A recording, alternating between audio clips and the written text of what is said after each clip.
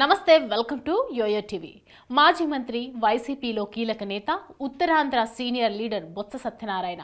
ఉత్తరాంధ్రలో ఈయన మార్కు రాజకీయమే వేరు. శ్రీకాకుళం, విజయనగరం, విశాఖపట్నం జిల్లాల్లో బొత్స సత్యనారాయణ మంచి లీడర్గా ఎదిగారు.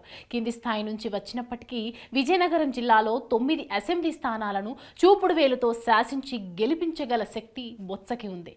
ఆయన మాట్లాడే మాట సరిగ్గా ఎవరికి అర్థం కాకపోయినా తన వ్యవహార శైలితో, దూకుడుతో ఎవరినైనా ఇట్టే ఆకట్టుకోగలరు. అంతేకాదు తెర వెనుక వ్యూహాలు రచించడంలో కూడా బొత్స దిట్ట.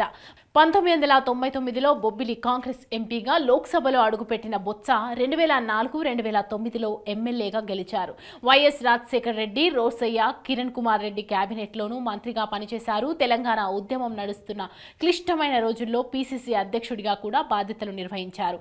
విజయనగరం జిల్లాను మొత్తం రాజకీయంగా శాసించే స్థాయికి ఎదిగారు. 2009లో ఆయన భార్య ఝాన్సీ కూడా విజయనగరం ఎంపీగా గెలిచారు. 2014లో రాష్ట్ర విభజన తర్వాత కాంగ్రెస్ తుడిచిపెట్టుకుపోవడంతో కాంగ్రెస్ అభ్యర్థిగా బొత్సకు ఓటమి తప్పలేదు. కానీ ఆయన వెంటనే తేరుకొని వైసీపీలో చేరడంతో 2019లో తిరిగి మళ్లీ రాజకీయ వైభవం ప్రారంభమైంది. విజయనగరంలో 9 సీట్లకు 9 గెలిపించి సత్తా చాటారు. జగన్ 5 ఏళ్ల ప్రభుత్వంలో మున్సిపల్ అడ్మినిస్ట్రేషన్, ఆ తర్వాత ఉన్నత విద్యాశాఖ మంత్రిగా కూడా వ్యవహరించారు. కానీ ఇటీవల ముగిసిన అసెంబ్లీ, పార్లమెంట్ ఎన్నికల్లో బొత్స కుటుంబం మొత్తం తుడిచిపెట్టుకుపోయింది. విశాఖ ఎంపీగా పోటీ చేసిన బొత్స భార్య ఝాన్సీ, గజపతి నగరం ఎమ్మెల్యేగా పోటీ చేసిన తమ్ముడు బొత్స అప్పలనాయుడుతో సహా చీపురుపల్లి నుంచి పోటీ చేసిన బొత్స కూడా దారుణంగా ఓడిపోయారు. ఈ దారుణ ఓటమితో బొత్స ఆలోచనలో పడ్డట్లు తెలుస్తోంది. అసలు రాజకీయం నుంచి విరామం తీసుకుంటే ఎలా ఉంటుంది, లేదా పూర్తిగా నిష్క్రమిస్తే ఇంకెలా ఉంటుంది అనే ఆలోచనలో కూడా బొత్స కుటుంబం ఉందట. దీనికి కారణం లేకపోలేదు. మొదట బొత్స బాహటంగా జగన్ ను వ్యతిరేకించారు. ప్రెస్ మీట్లు పెట్టి జగన్ ని తిట్టిన పెద్ద నాయకుల్లో బొత్స కూడా ఒకరు. కానీ 2014 ఓటమి తర్వాత అయిష్టంగానే ఆయన మనుగడ కోసం వైసీపీలో చేరారు. 2019లో జగన్ సర్కారు ఏర్పడ్డాక మొదటి 2.5 ఏళ్లు బొత్స మున్సిపల్ శాఖ మంత్రిగా పనిచేశారు. కానీ ఆయన్ని ఇష్టం లేని విద్యాశాఖ మంత్రిగా మార్చారు జగన్. ఆ శాఖ తీసుకోవడానికి మొదట బొత్స సత్యనారాయణ నిరాకరించారు. కానీ తప్పనిసరి పరిస్థితిలో కొనసాగారు. వైసీపీలో ఉన్న కాలమంతా విజయనగరం జిల్లాని ఒంటి చేత్తో గెలిపించడం మినహా బొత్స సీనియారిటీని జగన్ ఎక్కడా వాడుకోలేదు. సరికదా, చాలాసార్లు అవమానించారు. అన్నిటికన్నా ఘోరం, దారుణం, ఉత్తరాంధ్ర పార్టీ ఇన్ఛార్జిగా కొన్నాళ్లు విజయసాయిరెడ్డిని, మరికొన్నాళ్లు సుబ్బారెడ్డిని నియమించడం. అప్పుడే బొత్సకు అర్థమైంది, జగన్ నడిపే రెడ్ల పార్టీలో తన స్థానం చాలా పరిమితమని. ఉత్తరాంధ్ర జిల్లాలో తనకన్నా జూనియర్ అయిన అచ్చెన్నాయుడు ఏకంగా రాష్ట్ర పార్టీ అధ్యక్షుడు అయిపోయాడు. ఉమ్మడి రాష్ట్రానికి ఏకంగా పీసీసీ అధ్యక్షుడిగా చేసిన తాను ఉత్తరాంధ్ర ఇన్ఛార్జిగా కూడా పనికిరాలేదా అని ఆయన చాలాసార్లు బాధపడ్డారట.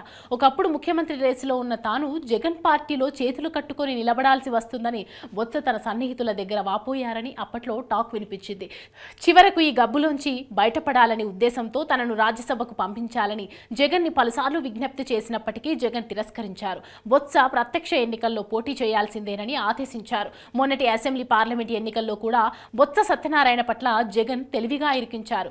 ఇష్టం లేకపోయినా వద్దని ఎంత వారించినా కూడా బొత్స ఝాన్సీని విశాఖ ఎంపీగా నిలబెట్టారు. ఫలితంగా బొత్స ఓటమి పాలయ్యారు. దీంతో ఎన్నడూ లేనంత పరాభవంతో బొత్స రాజకీయాలు వదిలేస్తే ఈ గొడవే ఉండదు కదా అనే ఆలోచనలో పడ్డారట.